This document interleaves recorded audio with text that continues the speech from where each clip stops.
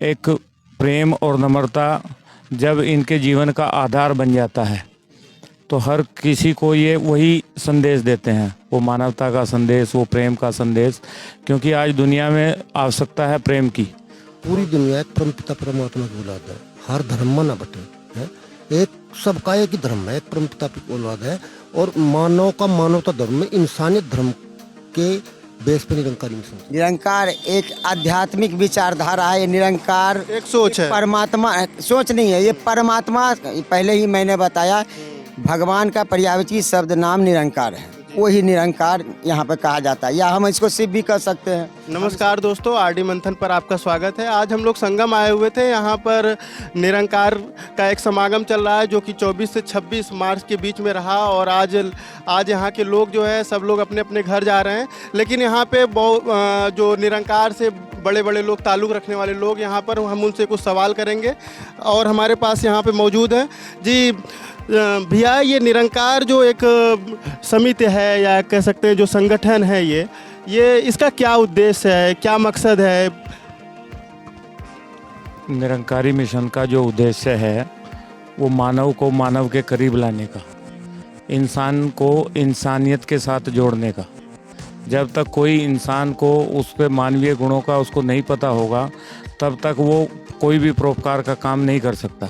तो यहाँ जितने भी निरंकारी मिशन से जुड़े हुए लोग हैं, ये प्रयागराज में जो यहाँ संगम तट पर यहाँ इतना बड़ा जो ये निरंकारी समागम देखने को मिल रहा है, यहाँ ये कारण यही है कि यहाँ निरंकारी मिशन में एक ही बात सिखाई जाती है कि एक प्रेम और नम्रता जब इनके जीवन का आधार बन जाता है तो हर किसी को ये वही संदेश देते हैं, वो मानवता का संदेश, वो प्रेम का संदेश, क्योंकि आज दुनिया में आवश्यकता है प्रेम की और प्रेम से ही किसी को अपना आप बना सकते हैं। नहीं, निरंकार का एक तरीके से उद्देश्य क्या है? जैसे यहाँ पर बहुत दूर दराज से लोग इकट्ठा हुए हैं, जैसे कि यहाँ संगम तट पर जो समागम चल रहा था ये 3 दिनों तक रहा। क्या ये हर साल जो है इसी समय और एक ही जगह पर बराबर होते हैं या अलग अलग जगहों पर भी इनका सिस्टम चलता रहता है कुछ समागम का? ये जो निरंकारी समागम है ये प्रांत वाइज हर स्टेट में लगातार होते रहते हैं। जब भी गुरु का कहीं आदेश आता है तो वहीं ये समागम होते हैं इतने बड़े स्तर पर।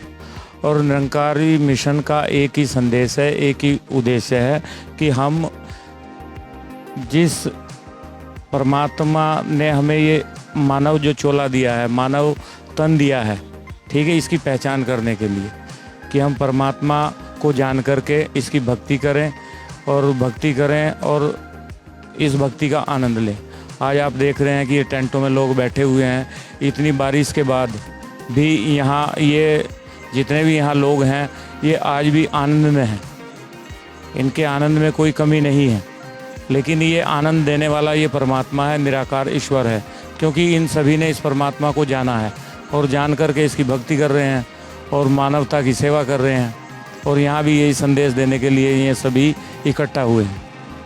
जैसे कि निरंकार को संचालित करने के लिए, जैसे कि अन्य धर्मों में, हिंदू धर्म, मुस्लिम धर्म, सिख धर्म, ईसाई धर्म में कहीं ना कहीं एक बड़े उसके मतलब पथ प्रदर्शक के रूप में कोई ना कोई एक होता है। तो यहाँ पर निरंकार को प्रदर्शित करने के लिए, एक पथ पर ले जाने के लिए किसी बाबा या किसी गुरु का भी कोई स्थान है इसमें?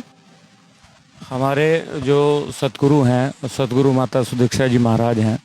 और निरंकार क्या है कि ये अपने आप में एक बहुत बड़ी पावर है। निरंकार ऐसी नहीं है कि इसको चलाया जा सकता है, ये पूरी दुनिया को चलाता है। ये पूरी जो जितनी भी दुनिया दिखाई दे रही है ये सभी इस निरंकार में है। आप जिनका जिक्र कर रहे हैं, चाहे कोई भी धर्म है, कोई भी मठ है, वो सभी इस परमात्मा निराकार ईश्वर में रह करके अपनी अलग अलग तरीके से वो भक्ति कर रहे हैं। लेकिन वास्तव में जिन्होंने इस परमात्मा को जान लिया है कि हर मानव के अंदर यही प्रभु परमात्मा निराकार ईश्वर है, तो वो हर किसी का सत्कार करते हैं, हर किसी से का सम्मान करते हैं, हर किसी से प्रेम करते हैं।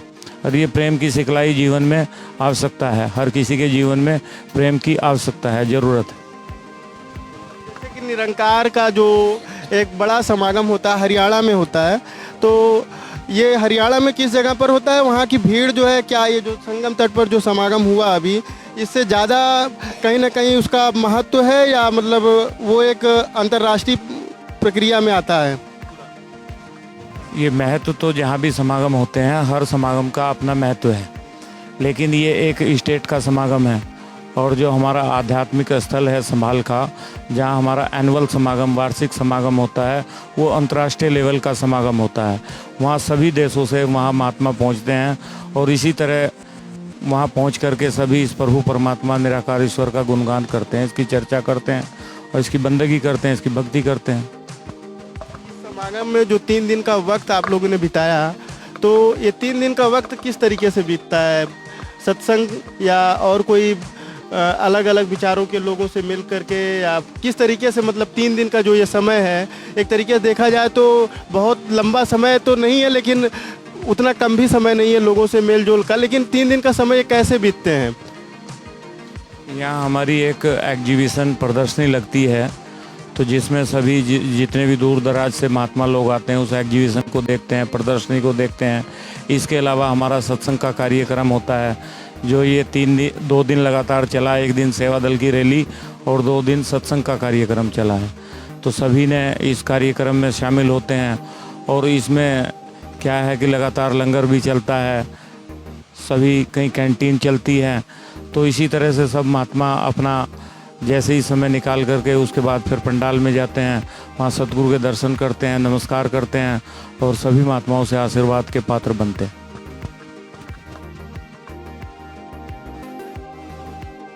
मतलब क्या है कि 1-2 सवाल हम अलग से एक दूसरे से और पूछना चाहेंगे।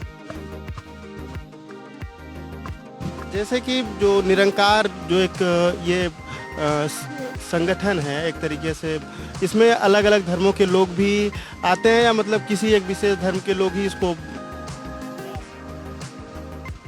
इसमें सब धर्मों के लोग आ सकते हैं। कुरान, बाइबल और जो हमारे ग्रंथ हैं, कहीं से भी कोई विचार कर सकते हैं।